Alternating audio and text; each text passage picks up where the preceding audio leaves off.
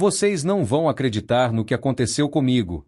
Depois de 15 anos construindo uma empresa do zero junto com meu sócio, descobri que ele estava me roubando há 3 anos. 3 anos! E eu que nem desconfiava de nada, trabalhando feito um condenado enquanto ele desviava dinheiro para a conta pessoal dele. Tudo começou quando notei umas inconsistências nos relatórios financeiros. Números que não batiam, despesas estranhas, contratos que eu não lembrava de ter assinado. No início pensei que era só desorganização mesmo, sabe como é. Mas aí comecei a investigar mais fundo e descobri uma coisa que me deixou gelado. Ele estava falsificando minha assinatura em documentos. Criou uma conta bancária usando o nome da empresa, mas que só ele tinha acesso. Desviava uma porcentagem de cada cliente novo. Inventava fornecedores fantasmas para justificar saídas de dinheiro. Era um esquema bem elaborado, devo admitir. A primeira reação foi de desespero total. Como alguém que eu considerava meu melhor amigo, que foi padrinho do meu casamento, que conhecia minha família, podia fazer isso comigo? Mas depois veio a raiva. Uma raiva que eu nunca senti na vida. E foi aí que decidi que ia me vingar de um jeito que ele nunca ia esquecer. Comecei a planejar tudo nos mínimos detalhes. Durante 8 meses, fingi que não sabia de nada. Continuei tratando ele normalmente, conversando sobre os planos da empresa, fingindo que éramos parceiros de verdade.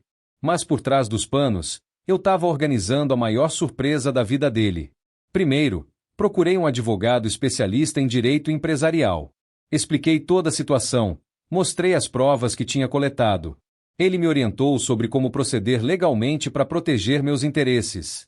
Também contratei um contador forense para auditar todos os livros da empresa dos últimos 5 anos. Paralelamente, comecei a sondar o mercado para encontrar compradores interessados na empresa. Sem ele saber, é claro. Fiz contatos discretos com concorrentes, investidores, até alguns clientes grandes que sempre demonstraram interesse em adquirir nossos serviços de forma exclusiva. O mais difícil era manter a fachada no dia a dia. Ele continuava agindo como se nada tivesse acontecido, falando sobre expansão, novos investimentos, contratação de funcionários. Eu só balançava a cabeça e concordava, sabendo que em poucos meses ele ia descobrir que tinha cavado a própria cova. Durante esses 8 meses, também transferi discretamente todos os ativos importantes da empresa para uma subsidiária que criei. Patentes, marcas registradas, contratos exclusivos com fornecedores estratégicos. Tudo dentro da legalidade, mas de um jeito que ele só ia perceber quando fosse tarde demais. A parte mais genial do plano foi quando consegui um comprador que ofereceu um valor muito acima do que eu esperava. Uma multinacional que queria entrar no nosso mercado e viu nossa empresa como a oportunidade perfeita. Eles estavam dispostos a pagar uma fortuna, mas só se eu garantisse que teria controle total da transação. Foi aí que descobri uma cláusula no nosso contrato de sociedade que ele provavelmente tinha esquecido. Em casos de irregularidades financeiras comprovadas, o sócio prejudicado podia dissolver a parceria unilateralmente e assumir controle total da empresa. Essa cláusula tinha sido incluída no início, quando ainda éramos jovens e ingênuos, como uma proteção mútua. Nos últimos 2 meses da operação, intensifiquei a coleta de evidências.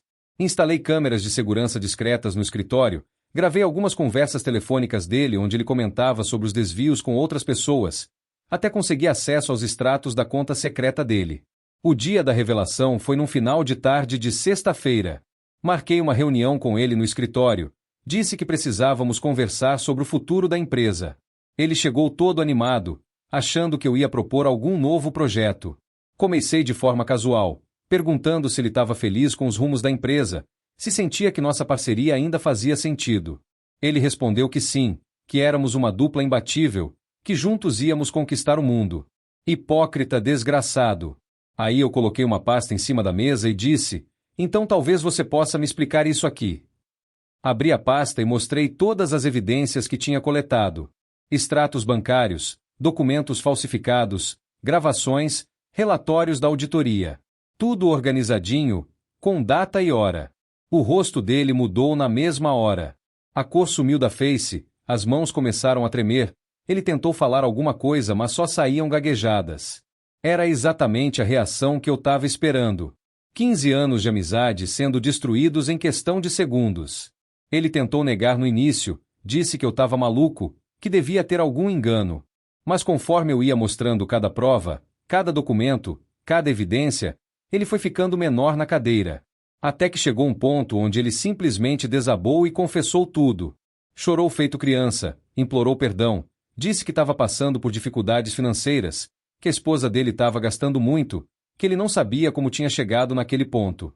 Até tentou jogar a culpa em mim, disse que eu nunca dava atenção para a parte financeira da empresa, que ele se sentia obrigado a tomar essas decisões sozinho. Mas eu não estava interessado em desculpas. Disse para ele que nossa sociedade estava oficialmente dissolvida a partir daquele momento, com base na cláusula de irregularidades. Que eu ia assumir controle total da empresa e que ele tinha 24 horas para retirar suas coisas pessoais do escritório. A cara de choque dele foi impagável. Ele perguntou como eu podia fazer isso, que ele também tinha direitos, que ia processar. Foi aí que eu solhei a bomba final. Ah, e só para você saber, a empresa já foi vendida. A transação se completa na segunda-feira. Cara, se você tivesse visto a cara dele naquele momento. O homem literalmente tremeu da cabeça aos pés. Ficou branco feito papel, começou a suar frio, teve que se segurar na mesa para não cair. Perguntou como isso era possível, que ele não tinha assinado nada. Expliquei que com a dissolução da sociedade por justa causa, eu tinha direito de vender os ativos da empresa sem consentimento dele. E que o valor da venda, depois de descontadas as dívidas que ele criou com os desvios, ia ser dividido proporcionalmente ao investimento inicial de cada um. Ou seja, ele ia sair de lá praticamente sem nada. Todo o dinheiro que roubou ao longo dos anos mal cobria as dívidas que criou. E eu ia sair com uma bela quantia na conta, livre para começar um novo negócio ou simplesmente me aposentar mais cedo. O desespero dele foi total. Começou a implorar, disse que ia devolver tudo, que nunca mais ia fazer nada parecido. Ofereceu até a casa dele como garantia. Mas eu já tinha tomado minha decisão há muito tempo.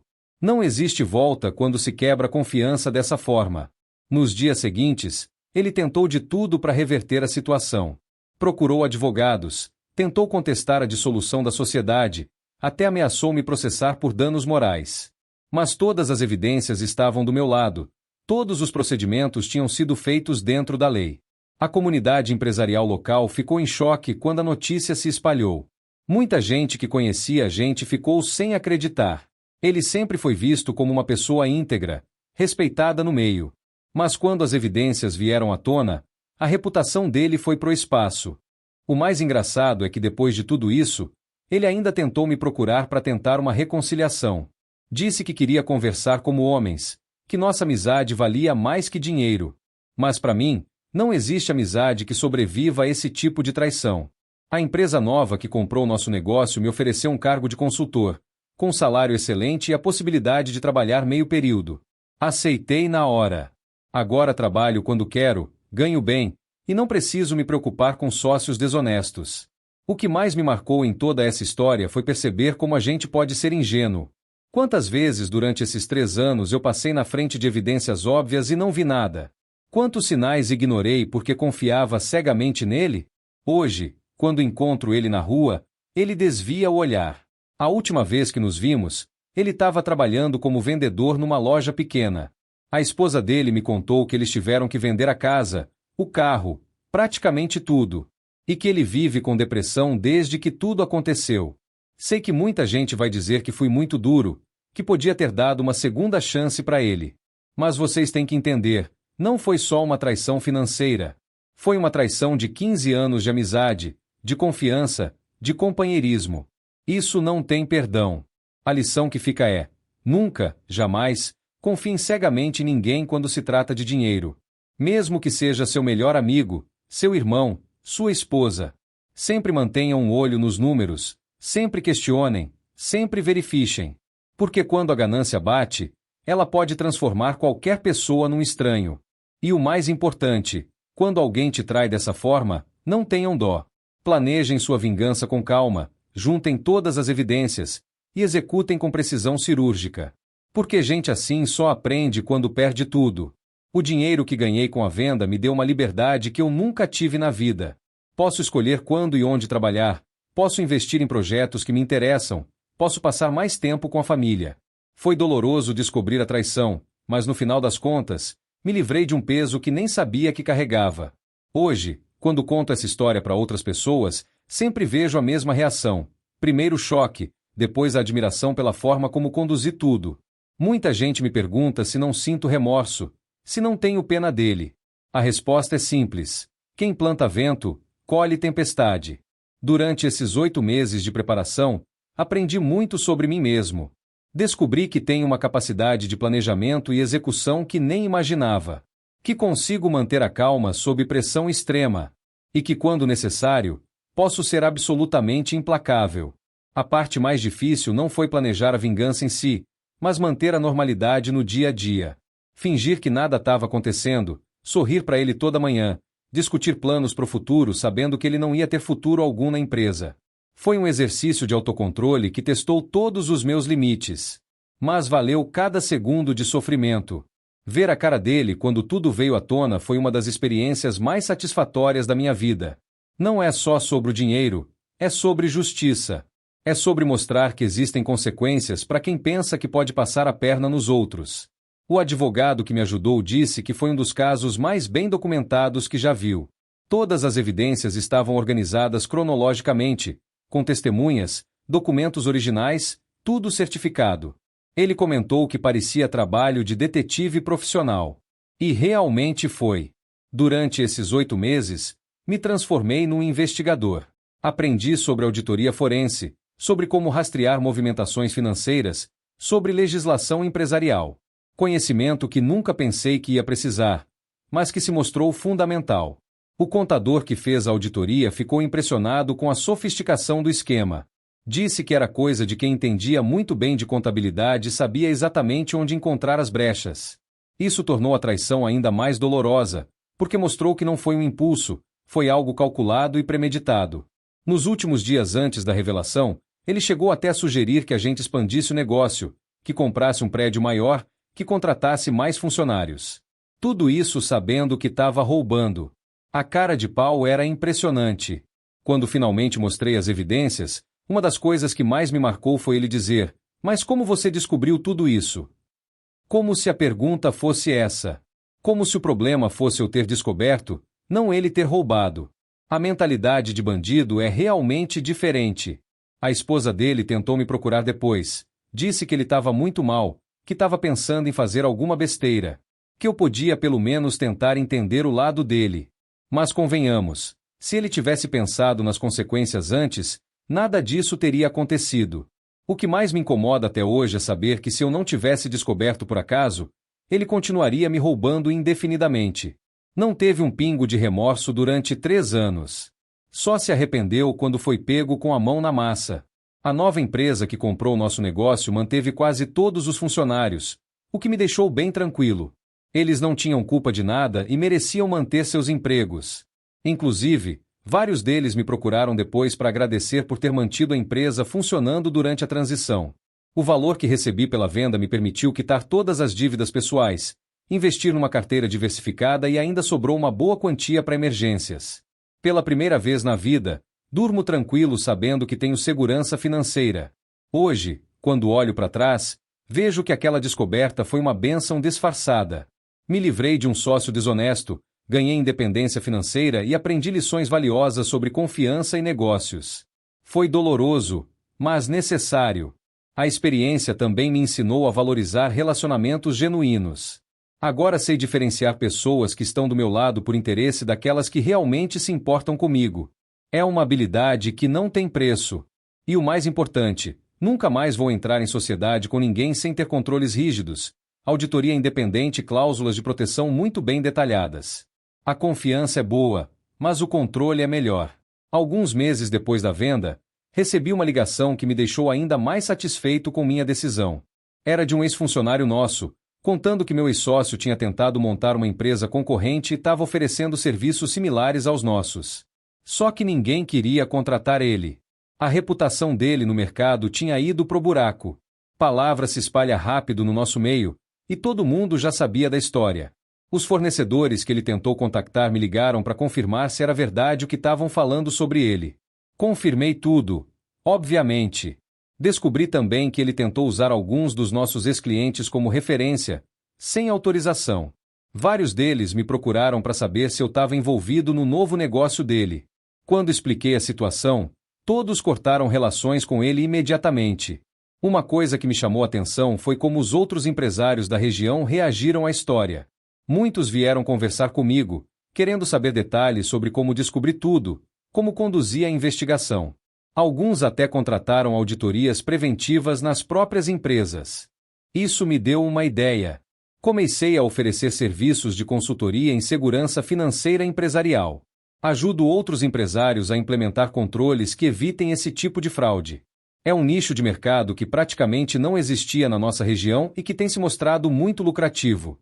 O irônico é que a traição dele acabou abrindo uma oportunidade de negócio completamente nova para mim.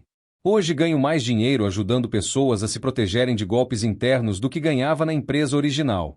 A vida tem dessas reviravoltas inesperadas.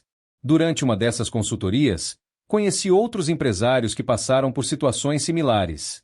Um deles perdeu a empresa inteira pro sócio, que conseguiu forjar documentos e assumir controle total.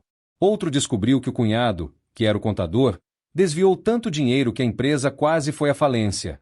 Essas histórias me fizeram perceber que o que aconteceu comigo não foi um caso isolado. Existe uma verdadeira epidemia de fraudes internas nas empresas brasileiras. E a maioria dos empresários está completamente desprotegida porque confiam demais nas pessoas próximas. Por isso decidi escrever um manual sobre o assunto. Um guia prático ensinando como identificar sinais de fraude, como implementar controles preventivos, como agir quando descobrir irregularidades. Já vendi mais de 2.000 exemplares só com indicações boca a boca. O livro trouxe ainda mais credibilidade para o meu trabalho de consultoria. Agora recebo convites para dar palestras em associações comerciais, câmaras de comércio, universidades. É gratificante poder transformar uma experiência traumática em conhecimento útil para outras pessoas. Uma das palestras mais marcantes foi numa faculdade de administração. Os alunos ficaram chocados com a história, mas também muito interessados nos aspectos técnicos da investigação. Alguns até me procuraram depois querendo estágio na consultoria. Durante uma dessas palestras, uma empresária me contou que implementou várias das minhas sugestões na empresa dela e descobriu que o gerente financeiro estava desviando dinheiro há 2 anos. Conseguiu recuperar boa parte dos recursos e ainda processou o cara criminalmente. Casos como esse me mostram que minha decisão de expor publicamente o que aconteceu foi acertada. No início, alguns amigos me aconselharam a resolver tudo discretamente, sem fazer escândalo. Mas se tivesse feito isso, meu ex-sócio poderia ter repetido o golpe com outras pessoas. Aliás, descobri depois que ele já tinha tentado algo parecido em empregos anteriores. Conversando com ex-colegas dele, soube de pelo menos 2 situações suspeitas em empresas onde trabalhou antes de nos associarmos. Se eu tivesse investigado o passado dele na época, poderia ter evitado tudo isso. Essa é outra lição importante que compartilho nas consultorias. Sempre faça uma verificação completa do histórico de qualquer pessoa que vai ter acesso às finanças da empresa. Não importa se é amigo, parente, indicação de confiança. Investigue em tudo. O processo de investigação que desenvolvi durante aqueles 8 meses se tornou minha metodologia padrão de trabalho. Primeiro, identificação dos pontos vulneráveis. Depois, implementação de controles discretos. Por último, monitoramento contínuo com relatórios automáticos. Um dos casos mais complexos que peguei foi de uma empresa familiar onde o filho mais velho estava desviando dinheiro para sustentar um vício em jogos. O pai não queria acreditar, mas as evidências eram irrefutáveis. Foi um trabalho delicado porque envolvia questões emocionais muito profundas. Nesse caso específico, conseguimos recuperar parte do dinheiro e encaminhar o rapaz para tratamento. A família ficou muito grata pelo jeito discreto como conduzia a situação. Hoje ele está limpo há mais de 1 ano e voltou a trabalhar na empresa, mas sem acesso às finanças. Outro caso interessante foi de uma clínica médica onde a recepcionista tinha criado pacientes fantasmas no sistema e embolsava os pagamentos. O esquema era tão bem elaborado que durou quase 5 anos. Só descobriram porque implementaram um dos controles que sugere. Esses casos me ensinaram que a criatividade dos fraudadores não tem limite. Já vi gente falsificar notas fiscais, criar empresas fantasmas, manipular sistemas informáticos, até subornar funcionários de bancos. Por isso, os controles têm que ser constantemente atualizados. Uma coisa que sempre ressalto nas consultorias é que não adianta ter os melhores controles do mundo se não houver uma cultura de transparência na empresa. Os funcionários precisam se sentir seguros para reportar irregularidades sem medo de retaliação.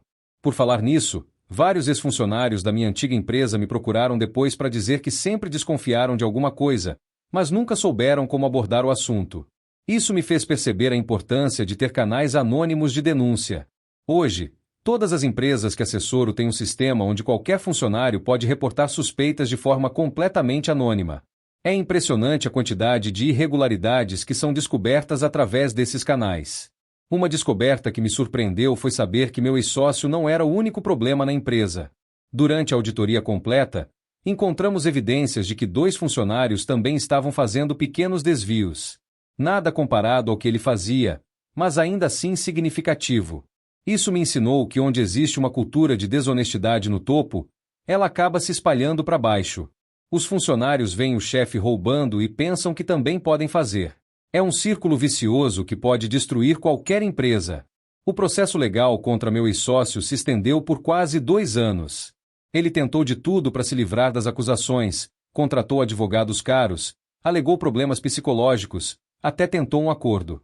Mas as evidências eram irrefutáveis.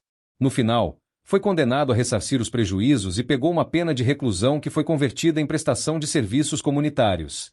Não foi a punição que eu esperava, mas pelo menos ficou registrado no sistema que ele é um fraudador. O mais importante é que isso criou um precedente legal interessante. O advogado me disse que nosso caso está sendo usado como referência em outros processos similares.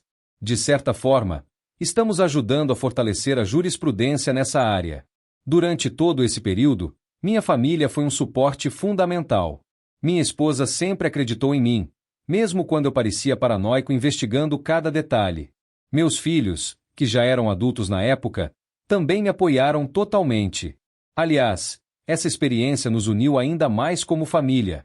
Eles viram de perto como eu conduzia a situação, sempre dentro da legalidade, sempre buscando justiça sem vingança pessoal. Acho que foi uma lição valiosa para eles sobre caráter e integridade. Minha esposa sempre diz que essa história mostrou um lado meu que ela não conhecia.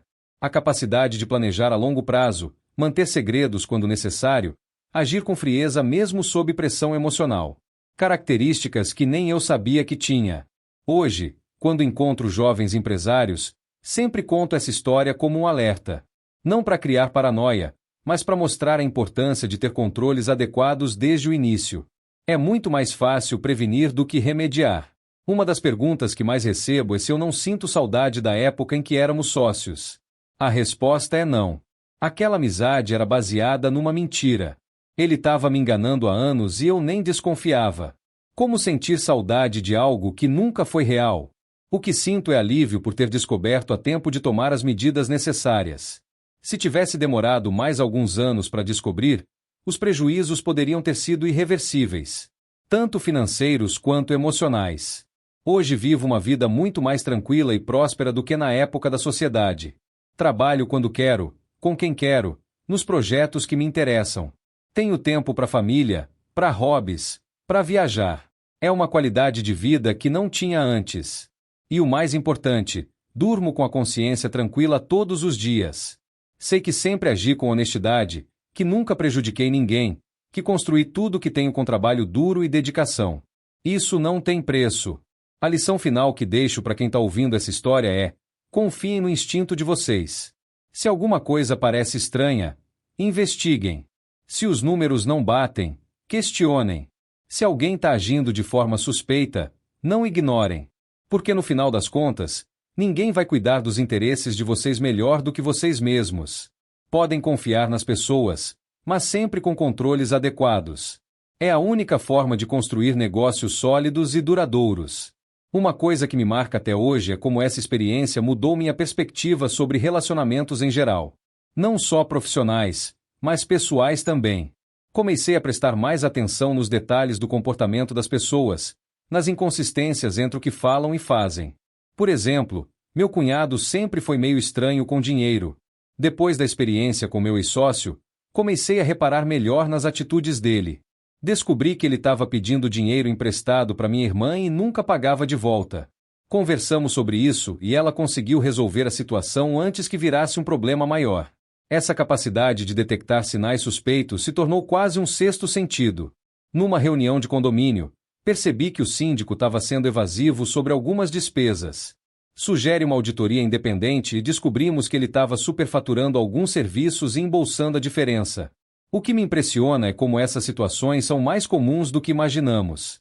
É como se todo mundo conhecesse alguém que já foi traído por um sócio, roubado por um funcionário, ou enganado por alguém de confiança. Parece que faz parte da natureza humana. Durante uma viagem de negócios, conheci um empresário americano que passou por algo muito similar. Ele descobriu que o melhor amigo dele, que era CFO da empresa, tinha desviado mais de US$ 2 milhões ao longo de 5 anos. A metodologia que ele usou para investigar era muito parecida com a minha. Isso me fez perceber que esse tipo de fraude é universal. Não é uma questão cultural ou econômica. Em qualquer lugar do mundo onde existe confiança e oportunidade, existe também o risco de traição financeira. É uma realidade com a qual todo empresário tem que aprender a conviver. O empresário americano me contou que também virou consultor na área depois da experiência. Disse que transformar o trauma em fonte de conhecimento e renda foi fundamental para superar o impacto emocional da traição. É exatamente o que aconteceu comigo. Falando em impacto emocional, demorei quase 1 ano para conseguir confiar totalmente em pessoas novas. Mesmo sabendo que nem todo mundo é desonesto, ficava sempre com o pé atrás. Minha esposa chegou a sugerir que eu procurasse ajuda psicológica para lidar com isso. Acabei não precisando de terapia, mas reconheço que a experiência deixou marcas. Hoje sou uma pessoa mais cautelosa, mais observadora, menos ingênua. Não sei se isso é totalmente positivo, mas é uma consequência inevitável do que passei. Uma situação que me chamou a atenção foi quando contratei um novo contador para minha consultoria. Mesmo com todas as referências sendo excelentes, instalei sistemas de monitoramento que me permitiam acompanhar cada movimento financeiro em tempo real. O contador achou estranho no início, mas entendeu quando expliquei minha história.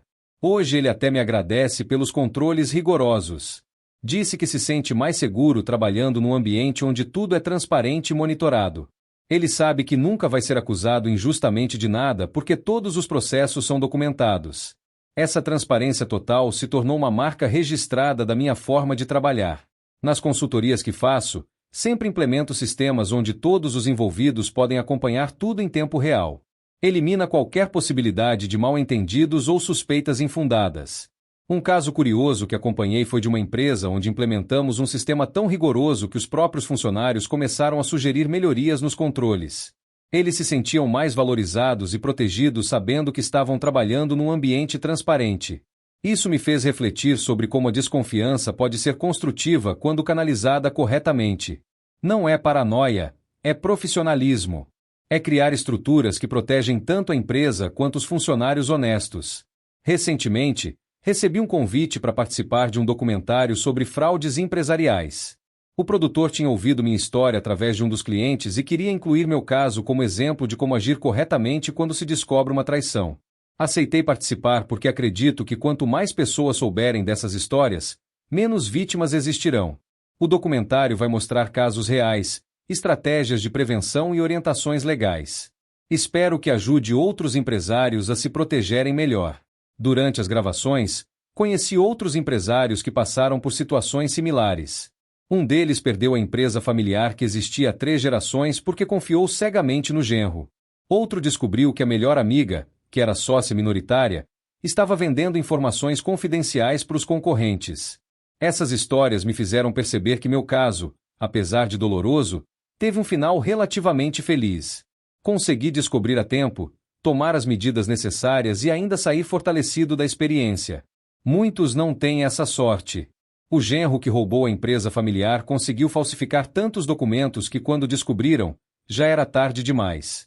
A família perdeu tudo e ainda ficou com dívidas. O cara fugiu para o exterior e nunca foi punido. É de partir o coração uma história dessas. Por isso sempre enfatizo nas palestras. O tempo é fundamental nessas situações.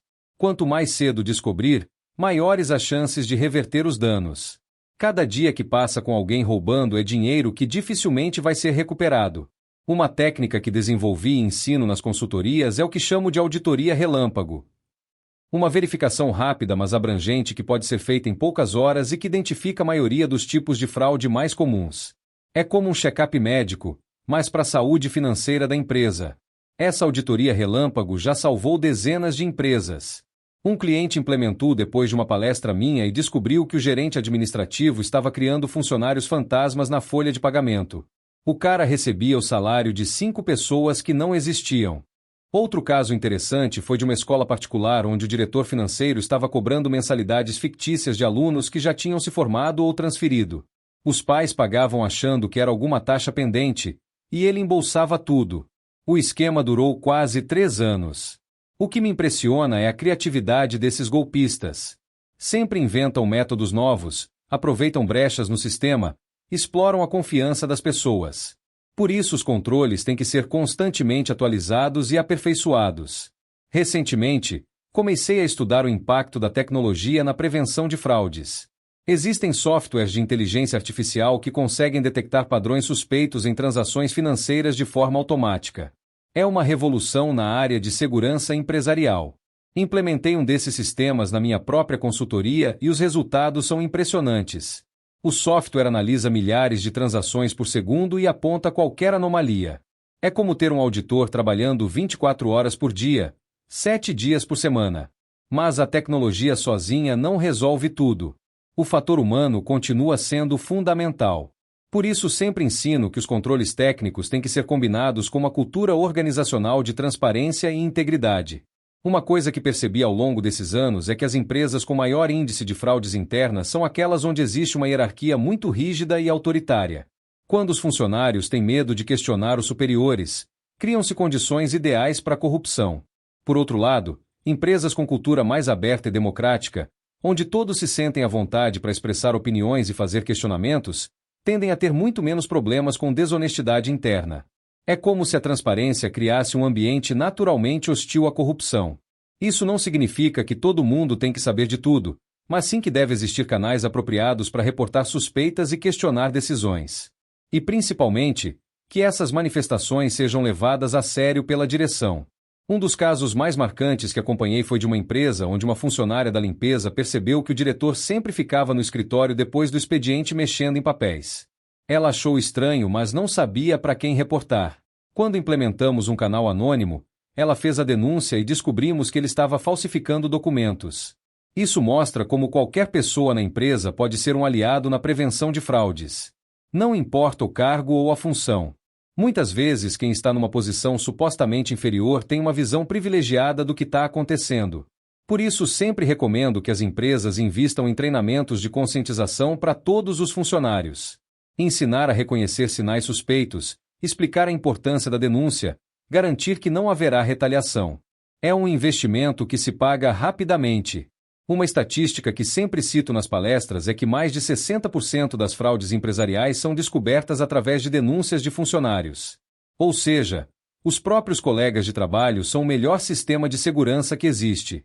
Mas para isso funcionar, é fundamental que as pessoas se sintam seguras para falar. Se alguém reporta uma suspeita e depois sofre perseguição ou é demitido, a mensagem que fica é clara: é melhor ficar calado. E aí o ambiente fica propício para todo tipo de irregularidade. Por isso sempre enfatizo que a proteção do denunciante tem que ser absoluta. Mesmo que a suspeita se revele infundada, a pessoa que reportou de boa-fé nunca pode ser prejudicada. É uma questão de credibilidade do sistema. Recentemente, uma empresa que assessoro implementou um programa de recompensas para denúncias que resultem na descoberta de fraudes. É um percentual do valor recuperado que é dividido entre quem reportou e outros funcionários. Os resultados têm sido excelentes. Claro que esse tipo de programa tem que ser muito bem estruturado para evitar denúncias falsas ou mal intencionadas. Mas quando bem implementado, cria um incentivo poderoso para que todos se tornem guardiões da integridade da empresa. O que mais me orgulha hoje é saber que minha experiência traumática está ajudando centenas de outros empresários a se protegerem. Já são mais de 500 empresas que implementaram algum dos sistemas que desenvolvi.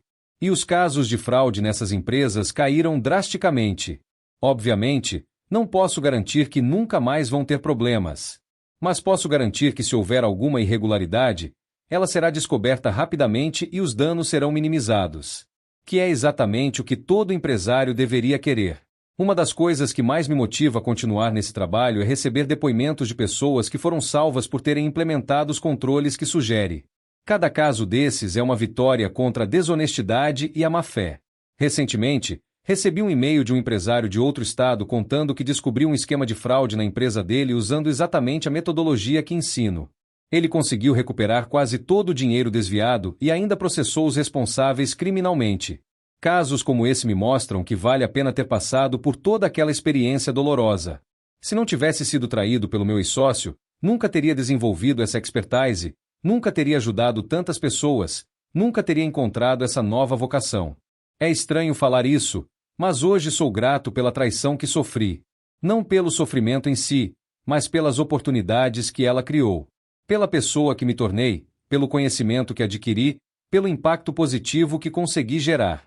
Obviamente, preferia que tivesse acontecido de outra forma. Que pudesse ter adquirido essa experiência sem ter que passar pela dor da traição. Mas já que aconteceu, pelo menos consegui transformar algo negativo em algo construtivo.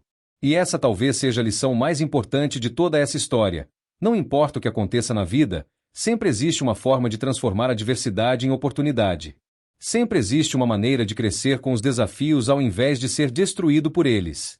Hoje, quando olho para trás e penso em todo o caminho percorrido desde aquele dia fatídico da descoberta, vejo como minha vida mudou completamente de direção. Se alguém me dissesse há 10 anos que eu ia me tornar um especialista em prevenção de fraudes, eu riria na cara da pessoa. Mas a vida tem dessas ironias. Às vezes o que parece ser o pior momento da nossa existência acaba sendo o ponto de virada para algo muito melhor. A traição do meu ex-sócio foi devastadora na época, mas hoje posso dizer com certeza que foi uma das melhores coisas que me aconteceu.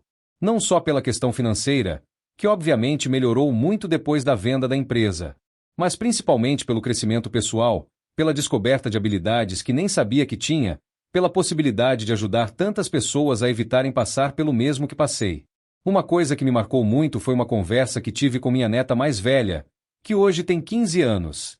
Ela estava fazendo um trabalho de escola sobre ética nos negócios e me perguntou se eu achava que pessoas desonestas nasciam assim ou se tornavam assim.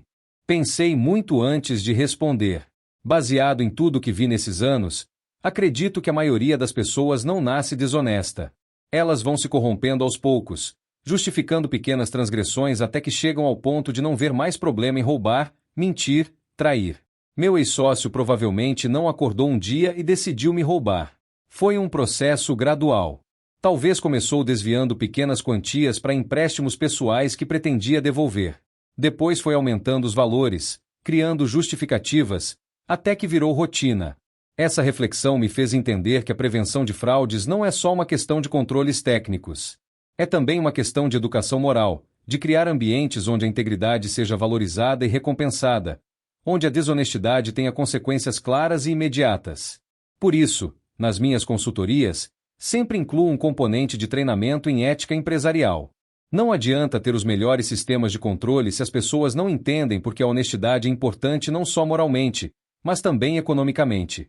Um dos exercícios que faço nos treinamentos é pedir para cada participante calcular o custo real de uma fraude para a empresa.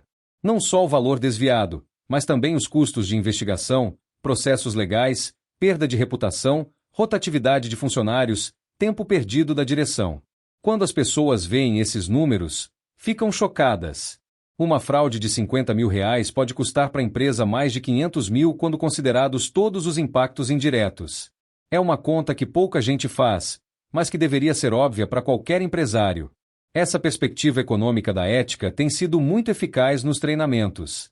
As pessoas entendem que honestidade não é só uma questão moral, mas também uma questão de inteligência financeira. Que ser íntegro é simplesmente o melhor negócio que existe. Recentemente, comecei a trabalhar com escolas de negócios incluindo esses conceitos nos currículos de administração e contabilidade. É fundamental que os futuros profissionais saiam da universidade já com essa consciência bem desenvolvida. Uma das parcerias mais gratificantes foi com uma universidade federal onde desenvolvemos um curso completo sobre ética e controles empresariais. Os alunos fazem estudos de caso reais, incluindo o meu, e aprendem tantos aspectos técnicos quanto éticos da prevenção de fraudes. O feedback dos alunos tem sido fantástico. Muitos me procuram depois para contar que aplicaram os conceitos em estágios ou primeiros empregos e conseguiram identificar irregularidades que poderiam ter causado grandes prejuízos. Um caso que me marcou foi de um aluno que fez estágio numa pequena empresa e notou que o contador estava emitindo notas fiscais falsas. Ele aplicou a metodologia que ensinei para coletar evidências discretamente e reportou para os donos. Conseguiram evitar um prejuízo de mais de R$100 mil. Histórias como essa me confirmam que estou no caminho certo, que vale a pena investir tempo e energia em educação preventiva. É muito melhor ensinar as pessoas a se protegerem do que esperar que sejam vítimas para depois tentar ajudar na recuperação. Falando em educação, uma das coisas que mais me orgulha é ter criado uma metodologia que qualquer pessoa pode aplicar, independente do tamanho da empresa ou do nível de conhecimento técnico. Não é preciso ser contador ou advogado para implementar controles básicos eficazes.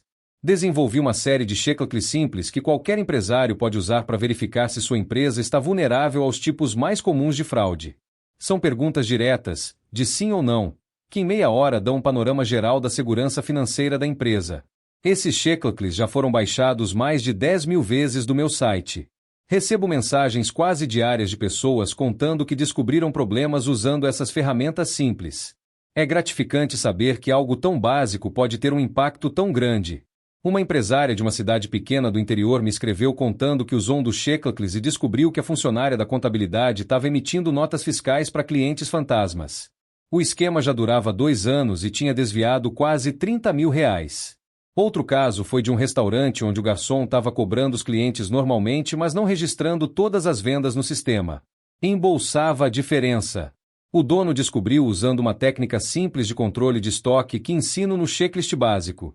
Esses casos me mostram que fraude não é privilégio de grandes empresas. Acontece em qualquer lugar onde existe dinheiro e oportunidade. Por isso é tão importante democratizar o conhecimento sobre prevenção, torná-lo acessível para todo mundo. Uma das coisas que mais me incomoda é ver pequenos empresários sendo vítimas de golpes que poderiam ser facilmente evitados com conhecimentos básicos. Muitas vezes são pessoas que trabalharam a vida inteira para construir um negócio e perdem tudo por confiarem na pessoa errada.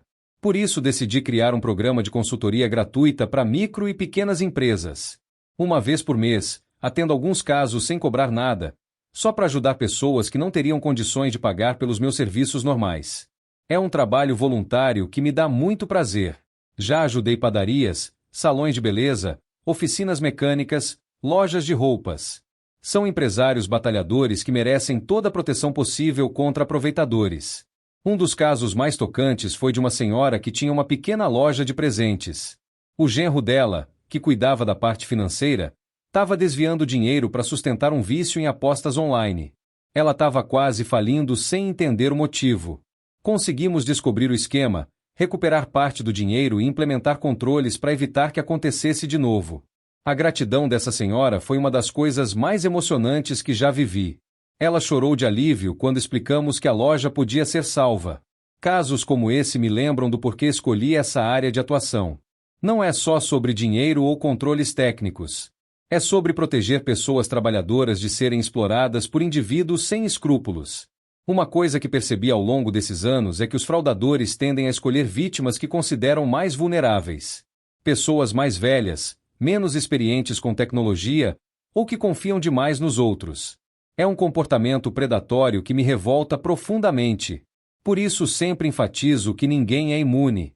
Não importa a idade, experiência ou posição social. Qualquer um pode ser vítima se não tiver os cuidados adequados. Eu mesmo era um empresário experiente e fui enganado durante anos pelo meu próprio sócio. Essa humildade é importante. Quando admitimos nossa vulnerabilidade, fica mais fácil aceitar a necessidade de controles preventivos. Orgulho e excesso de confiança são os maiores inimigos da segurança empresarial. Recentemente, participei de um congresso internacional sobre prevenção de fraudes. Foi interessante ver que os desafios são similares no mundo inteiro. Os métodos podem variar, mas a natureza humana é a mesma em qualquer lugar. Conheci especialistas da Europa, Estados Unidos, Ásia. Todos relataram casos parecidos com os que vejo aqui no Brasil. Sócios que roubam sócios, funcionários que desviam dinheiro, fornecedores que superfaturam. É um problema global que exige soluções globais. Uma das coisas que mais me impressionou foi conhecer tecnologias de ponta que estão sendo desenvolvidas especificamente para combater fraudes. Sistemas de inteligência artificial capazes de detectar padrões suspeitos em milhões de transações simultaneamente. Estou estudando como adaptar essas tecnologias para a realidade das empresas brasileiras. O desafio é torná-las acessíveis também para pequenos e médios empresários, não só para grandes corporações que podem investir milhões em segurança. Uma startup brasileira que conheci no Congresso está desenvolvendo um sistema bem interessante. É uma plataforma em nuvem que permite implementar controles avançados de fraude por um custo muito baixo. Estou assessorando eles no desenvolvimento do produto. A ideia é que qualquer empresa, por menor que seja, possa ter acesso a ferramentas de prevenção de fraude de nível corporativo. Seria uma revolução na democratização da segurança empresarial. Enquanto essas tecnologias não ficam maduras, continuo focando nas soluções que posso implementar hoje. E a base de tudo continua sendo a mesma: transparência, controles adequados e cultura de integridade. Uma coisa que sempre falo nas palestras é que tecnologia é importante, mas o fator humano é decisivo. O melhor sistema do mundo não adianta nada se as pessoas que operam não estão comprometidas com a honestidade. Por isso invisto tanto tempo em treinamentos e conscientização. É preciso criar uma cultura onde fazer a coisa certa seja natural, onde desvios éticos sejam impensáveis. E isso só se consegue com educação contínua e exemplos consistentes da liderança. Aliás, liderança é fundamental nesse processo. Se o dono da empresa não demonstrar integridade absoluta em todas suas ações, é impossível exigir o mesmo dos funcionários. O exemplo tem que vir de cima. Lembro de um caso onde o empresário reclamava que os funcionários não eram honestos, mas ele mesmo sonegava impostos, enganava clientes, mentia para fornecedores. Era uma contradição óbvia que ele não conseguia enxergar. Tive que ser bem direto com ele. Expliquei que não existe meio honesto.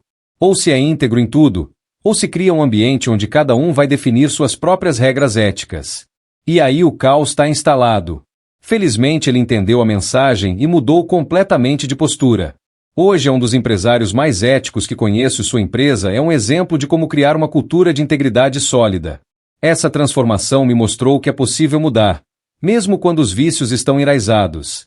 Desde que haja vontade genuína e compreensão dos benefícios da honestidade.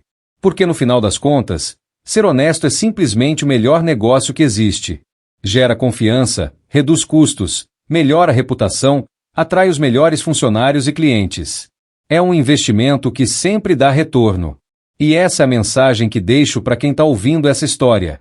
Não sejam ingênuos, protejam-se adequadamente, mas nunca percam a fé na possibilidade de construir relacionamentos e negócios baseados na confiança mútua e na integridade.